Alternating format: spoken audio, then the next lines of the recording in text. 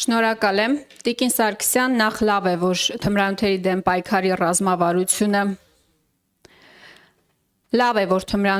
պայքարի ռազմավարությունը մի քանի տարվա մշակումներից հետո ի վերջո պատրաստ է։ Իհարկե վատ է, որ Պաշտպանության հանձնաժողովի նախագահ Անդրանիկ Քոչարյանը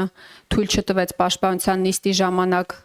մասնակցեի քննարկմանը, որովհետև բազմաթիվ դիտարկումներ ունեի այդ ռազմավարության մասով։ Ես չգիտեմ ինչի թույլ չեք տվել, պարոն Քոչարյան,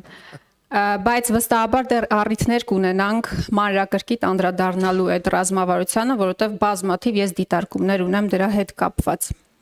Ես հիմա ուզում եմ անդրադառնալ ամենազգայուն, բայց ամենաթրենդային դարձած թեմային։ Դա անչափահասների կողմից, բարձր դասարանների աշակերտների կողմից թմրանյութեր օգտագործելու հանգամանքի, երբեմն այդ հանգամանքը ուռճացնելու կամ իրավիճակը ոչ այդքան ճիշտ ներկայացնելու մասին է խոսքը։ Եվ ինձ մոտ տպավորություն է, որ դուք էլ եք ընկել այդ թրենդի մեջ եւ ուզում եք պայքար մղել մի երևույթի դեմ, որը գուցե այդքան մեծ չի, որքան որ օրինակ թմրանյութերի տարածվածությունը ուժային կառույցներում օրինակ կամ օրինակ ժամանցի վայրերում, որտեղ իրավապահ մարմինների մուտքը մի շատ հայտնի դեպքից հետո շատ կոնկրետ արգելվել է եւ ես գիտեմ, որ նույն ոստիկանության աշխատողները խուսափում են մտնել ժամանցի վայրեր, որտեղ հիմնականում իրացվում են թմրանյութերը։ Չեմ հիշում, ԿՊԱ-կան պատգամավորներից մեկն էլ ասել էր, որ մի հարսանիքի տեղ գնաք, այնտեղ նարկոտիկներ կան։ Հիմա բոլորը պայքարում են անչափահասների կողմից թմրանյութեր օգտագործելու դեմ։ Լավ եք անում, շատ լավ եք անում, բայց սա այնքան զգայուն թեմա է, որ սխալ մոտեցումը շատ վատ հետևանքներ կարող է ունենալ։ Հիմա դուք ասում եք, որ ուզում եք կամ կամավորության սկզբունքով կամ պարտադիր թեստավորում իրականացնել։ Խոսքը թմրանյութերի սկրինինգ թեստերի մասին է, եթե ես ճիշտ եմ հասկացել։ Եկեք դիտարկենք երկու սցենարներն էլ։ Կամավորության սկզբունքով։ Եթե կամավորության սկզբունքով եք ցանկանում, որևէ ծնող չի պատրաստվում իր երեխային դնել այդ ճակերտավոր կամ ոչ ճակերտավոր զոհասեղանին, որովհետև եթե ինքը ցանկանա ստուգել, արդյոք իր երեխան օգտագործել է թմրանյութ թե չէ, ինքը ոչ պետության կարիք ունի,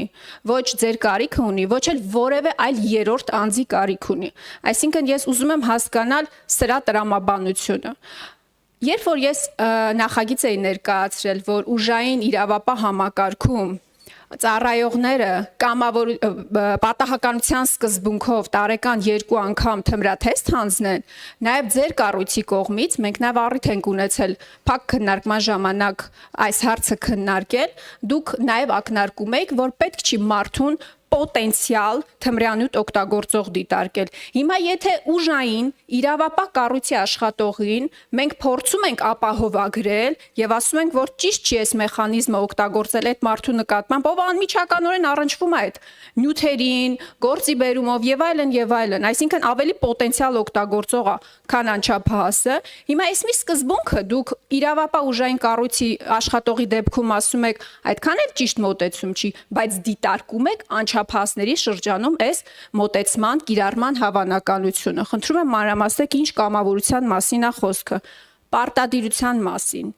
Դուք ունեք հաշվարկներ, թե մենք նախ ինձ հետաքրքիր է, թե որ դասարանների համար է նախատեսված, եթե կամավորության սկզբունքով է,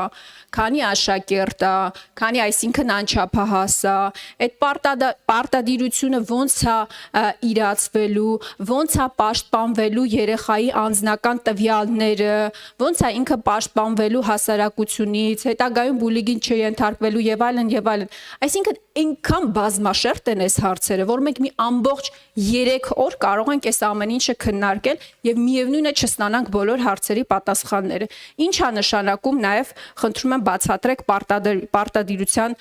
սկզբունքով այդ թեստավորումը եւ ես կարծում եմ, որ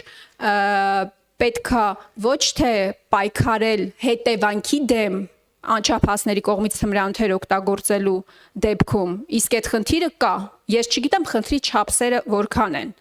բայց որ այդ խնդիրը կա, այո, այդ խնդիրը կա։ Ոչ թե պետքա պայքարել պատճառների դեմ, այլ պետքա կանխարգելիչ աշխատանքներ իրականացնել։ Եթե մեծահասակների շրջանում կանխարգելիչ աշխատանքները գուցե այդքան արդյունավետ չլինեն, ապա վստահաբար այդ սեգմենտի համար շատ ավելի արդյունավետ կարող են լինել, եւ ես կարծում եմ, որ դուք կարող եք շեշտադրումը դրա վրա դնել եւ ոչ թե թեստավորման։ Շնորհակալություն Տիկին Խամոյան, ես կարծում եմ, որ այն գիսատ մնացած փակ քննարկումը կարող է ինչ-որ պահ գտնենք եւ մենք շարունակենք դա, որտեղ հարցերի մի զգալի մասը ոնց որ թե կիսատ մնացած խնդրի շարունակականությանն էր վերաբերվում եւ այդտեղ Տիկին Խամոյան կարող ենք եւ ձեռնարկել այդպիսի միջոցառում շարունակություն։ Խնդրեմ։ Շնորհակալություն Տիկին Խամոյան, դուք չասեցիք այնպիսի մի բան, որը իմ ասացների մեջ չէր տեղավորվում, կամ ԱԺ հարց ու պատասխանի շրջանակներում իմ հնչեցված արձագանքների մեջ չէր տեղավորվում։ Դուք ուղղակի կրկնեցիք ԱԺ հարց ու պատասխանի ժամանակ իմ հնչեցրած միտքը, եթե ես ճիշտ եմ հիշում, պարոն Վահագն Ալեքսանյանին ուղղված էր իմ պատասխանը։ Երբ որ ես նշեցի, որ անչափահասների հանցավորության շրջանակներում մեր թիվը ճիշտ է վիճակագրական առումով մինչև 10-ի շուրջ է պտտվում, բայց այն աղմուկը, որ անընդհատ կա, մեզ լրիվ ուրիշ խոսակցության տեղ է տանում եւ ուռճացված են ավելի շատ անչափահասների շրջանում թմրամիջոցների օգտագործման դեպքերի մասով մեր խոսույթները, հա, այսպես ասեմ, քան թե իրական պատկերը կա։ Միևնույն ժամանակ ասել եմ, եթե նույնիսկ մի անչափահաս օգտագործում է թմրամիջոց, սա պետության համար ազդակ է։ Ես լրիվ համաձայն եմ ձեզ հետ, որ պետք է ավելի շատ կանխարգելիչ աշխատանքները մեր թիրախում լինեն եւ ռազմավարության տեքստը հենց այս տրամաբանությունն է նաեւ դնում, որ կանխարգելում, պայքար, անչափահասների հետ կապված օգտակար զբաղվածության ապահովում, ծնողների հետ աշխատանք, համայնքի հետ աշխատանք, արդեն իսկ օգտագործածին ճիշտ ցիկլով բուժման process-ի մեջ ներգրավում, սոցիալական վերականգնում եւ այսպես շարունակ։ Այսինքն այս ռազմավարությունը առաջին անգամ թեմային անդրադառնում է իր բոլոր ասպեկտներով, որ բոլոր հարցերի պատասխանները կարողանանք ունենալ։ Ինչ վերաբերում է ուժային կառույցների թմրամիջոցի օգտագործմանը, իմ փաստարկը եղել է այո, այն, որ մենք պոտենցիալ, եթե ասենք բոլորը տարեկան 2 անգամ հանձնում եք թեստավորում, այո, կարող է տպավորություն լինել, որ բոլորը ավտոմատ օգտագործում են թմրամիջոց ուժային կառույցների շրջանակներում։ Ես ասել եմ, եկեք տարին մի անգամ նախատեսենք եւ եթե կա ղեկավարի կասկածը, որ իր աշխատակիցը օգտագործում է թմրամիջոց, ապա նախարարի հանձնարարականով կարող է նորից ստուգում կազմակերպել։ Եվ եթե հիմա մենք սա համադրենք նաեւ մեր ատեստացիոն process-ի հետ, կնկատեք, որ բավական ակտիվ այս հետազոտություններն իրականացվում են եւ իմ ձեռքի տակ կա նաեւ թիվ, որ 2024 թվականի կտրվածքով միայն 17 ծառայող ազատվել է ծառայությունից հենց այս հիմքով եւ 2025 թվականի առաջին ամիսների կտրվածքով այս թիվը արդեն հասնում է 10-ի։ Ես առաջիկայում ազգային ժողով եմ բերելու ոստիկանության կարգապահական նոր կանոնագիրքը, որտեղ իմ հենց այս մատնանշած սկզբունքը կա։ Տարվա կտրվածքով 1 անգամ պարտադիր եւ ցանկացած պահի, եթե ղեկավարը գտնում է, որ կա կասկած, որ իր աշխատակիցը օգտագործում է թմրամիջոց կամ, չգիտեմ, ստուգողական արդյունքում նմանատիպ բան է պարզվում։ Սրան գումարած, երբ որ մենք խոսում ենք այո ՊՊՑ-ի մասին, խոսում ենք քրեակատարողական ծառայության մասին, մնացյալի մասով, արդեն գալիս է պետության ողջամիտ արձագանքը առ այն, որ շատ լավ, տարին 2 անգամ, 3 անգամ, 5 անգամ, մի անգամ կապ չունի թվականակը։ Այդ խմբակազմով ռեսուրս մենք ունենք իրականացնելու, թե ոչ, փաստարկը եղել է ընթացիկ քննարկումների դա միայն եւ չգիտեմ հետո քննարկումները շարունակվել են թե ոչ, առնվազն ես հետագա քննարկումներին չեմ մասնակցել, բայց կարծում եմ պատեհ պահն է նաեւ շարունակելու այս քննարկումը, որովհետեւ ռազմավարությունը, որը վաղը կհաստատվի, բաց դաշտ է նախատեսում այս առումով եւ հստակ նախատեսում է, որ հատկապես հանրային ծառայության անցած անձինք պիտի որևէ խողովակով ստուգման ենթարկվեն։ Միասին կորոշենք, թե հաճախականությունը որպես այդպեսին որը կարող է լինել։ Միգուցե ուժային կառույցների դեպքում այլ լինի, սովորական կան այլ ծառայությունների դեպքում, հանրային ծառայությունների դեպքում, այլ լինի եւ այսպես շարունակ։ Այսինքն չկա վերջնական ինչ-որ միտեղ ֆիքսված, գրված որևէ մեխանիզմ, որ մենք ասենք, որ այդ մեխանիզմը չի աշխատում կամ չգիտեմ, եկեք ռևերս անենք ինչ-որ մի բան եւ այլն եւ այլն։ Ռազմավարությունը նախատեսում է միտք, կքննարկենք միասին, միևնույն է, ինչ էլ որ քննարկենք, դա գալու է ազգային ժողովի տիրույթ, որովհետեւ մենք միջամտում ենք մարդու կյանքին, կա որոշակի միջամտություն, որը էլի օրենքով ենք նախատեսելու։ Իսկ ինչ վերաբերում է թմրամիջոցի տեստինգին կամավոր թե պարտադիր, տեսեք պարոն Նազարյանը ասում է եկեք պարտադիր անենք։ Ես ասում եմ եկեք քննարկենք կամավոր, դուք ասում եք չեմ հասկանում ձեր երկուսի ասածը, ինչի պարտադիր, ինչի կամավոր։ Կամավոր մի կարճ բովանդակությունը բացեմ, շատ չծավալվեմ, նա է նշանակում, որ մենք կարող ենք ունենալ դպրոցականների շրջանում աշակերտների լիստ եւ ծնողները կարող են կամավորության սկզբունքով հայտ ներկայացրել իրենց երեխայի թեստավորման մասով եւ պիտի պահպանվի խստիվ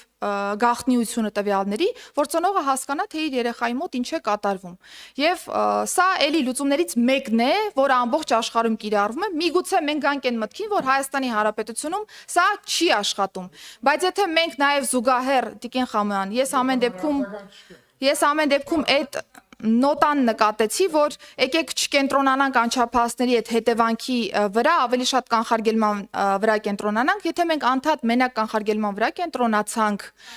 տարիներ շարունակ նույն process ունենալու ենք, որտեղ այն կանխարգելիչ գործիքակազմը, որը պետությունը կարա ունենա, էլի գնալու է կրթություն, էլի գնալու ենք առողջապահություն, էլի գնալու ենք սոցիալական ոլորտ, էլի գնալու ենք զբաղվածություն, որը որ կարճաժամկետում չի կարող տալ այն արդյունքը, որ մենք ասենք շատ լավ, մի ամիս սպասենք կամ կես տարի սպասենք, ոչ մի բան չանենք անչափահասների թեմայով, 6 ամիս հետո ինչ որ մի բան կփոխվի կանենք։ Դրանք բոլորը երկարաժամկետում արդյունք տվող process-ներ են։ Չենք կարող ուշադրություն չդարձնել այդ բլոկին եւ գնալ առաջ։ Շատ կարճ էսքանը, որտեվ իրականում համաձայն է, որ օրերի քննարկման Չէ, խնդրում եմ, էլի եթե Կարճ 2 րոպե արձագանք եմ կարճ։ Տիկին 10 Սարգսյան, րոպե հարց տվեց։ ներողություն եմ խնդրում, բայց կարևոր հարց է։ Ես բան չասեցի, բայց պայմանավորեցինք, որ այս հարցը եթե կիսատ է մնացել, նաև դուք եք առաջի քննարկումը Հիմա ես այսքան ժամանակ կխոսեի։ Խնդրեմ։ Տիկին Սարգսյան, նախ ես չեմ դիտել ձեր եւ Վահագն Ալեքսանյանի հարց ու պատասխանը, չգիտեմ ինչ եք ասել, բայց ես արձանագրում եմ, որ դուք այստեղ խոսելով թեմայի մասին ինքներդ հակասում եք ձեզ։ Երբ որ դուք մերժում եք ուժային իրավապահ կառույցում թմրաթեստի հանձնումը տարեկան պատականության սկզբունքով 2 անգամ, բայց էլի ոչինչ, լավ է, որ ձեր տարբերակն եք բերելու եւ